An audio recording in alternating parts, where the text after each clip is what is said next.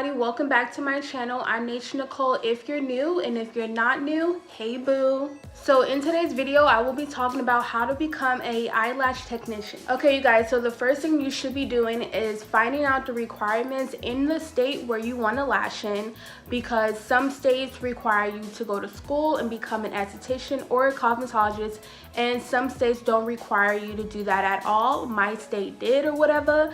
So I did end up going to school for 10 months as an esthetician. Do you need to be licensed to lash? If not, what are the certification requirements?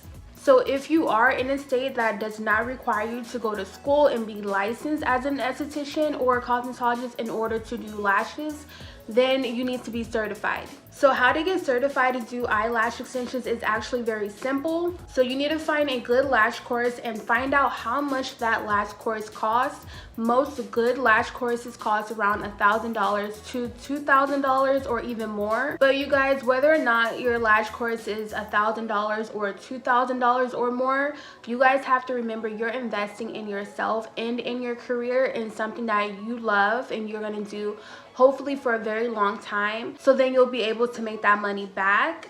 Now it is your job to do your research and find the best training in your state, so then you can feel like you took a lash training course and you got your money's worth, and then you can continue your lash journey. So next you guys, I do want to speak about the organization in the business side of how to become an eyelash technician. Make sure your business is insured, at least that. So if you plan on being by yourself and not working under someone or working at a salon, you need to definitely make sure that your business or wherever you're lashing at is insured, so then you have full coverage of insurance for your business.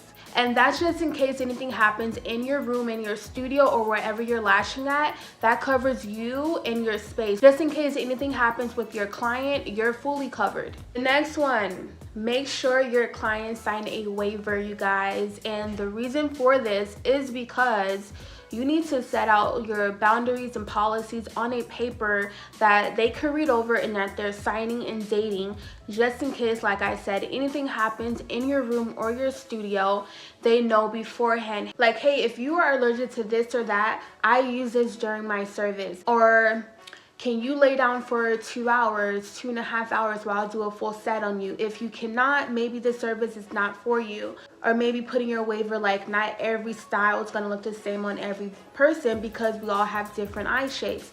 Put in your waiver anything that you think that a client might fuss about or a client might complain about later on. Put that in your waiver, you guys. What I also put in my waiver is like the deposits, the cancellation fees. So just for a next future appointment that they book with me, they already know that. Although I do have that on my booking site, which I will get to in a moment. Like I said, put anything in your waiver that you think that a client might complain about later. Or, you know, so you could just knock it out beforehand and you don't even have to deal with it. Also, making sure your policies are clear. Why? Because like I said, and this goes hand in hand with the waiver, you want to make sure that your policies are clear to your clients so that you have no complaints coming back towards you. Because it's nothing like you lashing a client and you're taking like 2-3 hours, you know, lashing a first time client, and then you having to lash your other clients and continue work, and then you get a call or a text saying I have a problem with this or that or whatever. You know what I mean? You want to be able to lash that client, see them in a couple more weeks.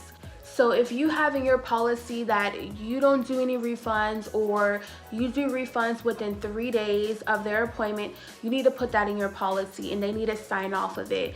They need to read that and they need to know that that's part of your policy, and if they go over that 3 days, then hey, they need to like book another fill. You could put in your policy certain times that you reply and that you are on call and working, when actually, you know, when you're a solo artist and you're working for yourself, you're kind of always replying back to clients even on your off day. But if you're an artist that wants certain hours out of your day where you are just working and those are your set hours where you reply back to clients and you deal with clients, then you could put that in your policy as well. Like, do not text or call me past this time or before this time, or allow 24 to 48 hours for a reply. I've seen that before. like stuff like that. And you could put anything in your policy. This is your small business and this is your business and your journey that you are working on. So if someone doesn't like your policies or your boundaries or doesn't want to sign a waiver, you guys, that's really important, then that's on them. That's not the client for you, and move on to the next one. Another thing you want to figure out is what is the best appointment scheduling software. So when I first started off by myself, I actually didn't have any appointment scheduling software. I just had people DM me, and that's fine, I guess. But if you really want to be professional and really gain more clientele, I do recommend that you do get a booking scheduling site. And the reason I do recommend this, you guys, is because if you're sleeping or if you're busy on an off day, and there's a new client who wants to book with you and they find you on your social media and you have your booking site linked there, instead of them DMing you and waiting on your reply or messaging you, they're gonna look at your booking site, look at your policies on that booking site, which it should be listed there as well, and book their own appointment that accommodates them and you wouldn't even know. You just wake up one day or you get a text from your appointment scheduling app saying this person just booked an appointment with you, and you literally did not have to communicate with them. Because like I said, if you have a booking site, I do recommend that you do list your policies there, list your location, you guys, so they know where you're at. But like I said, you guys, when I first went out on my own and I was solo, I did use DMing through Instagram and messaging through Facebook to book my appointments. But like I said, once you begin to get busier, it's gonna be like a hassle, you guys. You might have to deal with potential clients asking you the same questions over and over again. And if that's the case and you don't care or mind that, just make sure you have something copied and paste that you think that potential clients might ask you, so that it's easier for you and you have somewhere where you can just copy and paste your same answers onto those messages, so you don't feel like you're answering the same questions over and over again if you don't want to go through the booking scheduling app. Moving on to items you need to be a lash tech, and these are the most needed. So you definitely need a hygrometer, and that determines your humidity and your temperature in your room that you're lashing in. That is one of the most important items that you guys need. It is an essential, you guys, because it does determine what kind of glue you're gonna use or what's best for your room. So every glue is different in each state. Like Texas and Florida, you know, they get that humidity a lot and you might need a different glue for that. Where in the East Coast, is really cold out there. You know, you have dry states. So having a hygrometer is gonna really help you in your lash room, in your journey, so you don't have bad retention for your clients and their lashes are gonna stay on. Next, I would say you need a ring light, and some people might say that, you know, get a glam core or one of those fancy lights. You guys, if you are just starting off, you don't need to get all fancy. You just need one single ring light. You can get it from Amazon, which, you know, Amazon is every lash artist's holy grail, because it's like, you know, if you have Amazon Prime, it's gonna come in a day or two. So you could always find a ring light on Amazon, which is affordable. I actually got my very first ring light on Amazon, and I think I paid like $40–60 for mine, and it still works to this very day. I don't use it. I actually upgraded to Glam Core, but I started off with the ring light. You guys also need to invest in either a massage table or a recliner. Honestly, I started off on a massage table and I made it comfortable with a foam topper, and both I got from Amazon and they were very much affordable. And if I could find a link, I'll link it down below. But yes, I started off with a massage table and then later on got a foam topper, and now I do have a recliner. So my personal opinion, you guys, is a recliner is much better. It doesn't matter what kind of recliner you have. I mean, a big fluffy recliner is way better, but a recliner for me is way better, way comfortable for anyone, any size, in a massage table, okay? Like, even if you have a foam topper, like, that does help a lot. I just feel like laying on your back at long periods of time, it's very uncomfortable.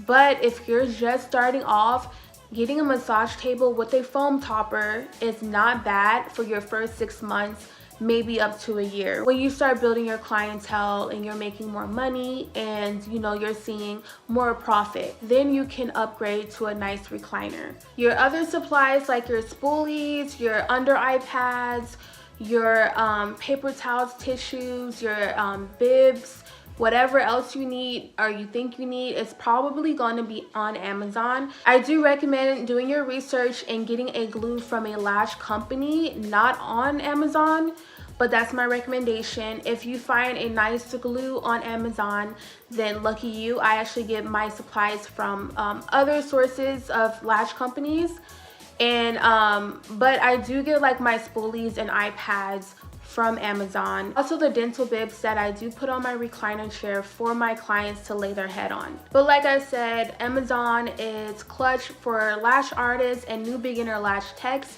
if you need anything like the next day or couple days. So definitely do your research on Amazon. You guys are gonna find some really good things to start off with.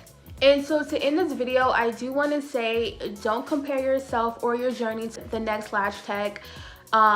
Don't rush yourself. Always educate yourself, you guys. Take more training classes. Don't think just because you took one and you're okay at it that you're gonna be good to go. Always at least take a training class once a year or any other educating class on lashing, whether that's business or editing. Always improve on your career and your business. Make sure this is something that you really want to do, because this is not a get rich fast scheme. Lashing does take a lot of patience, and girl, you gotta practice a lot, and it is kind of hard in the beginning. Ain't gonna lie to you guys, but yeah, it is.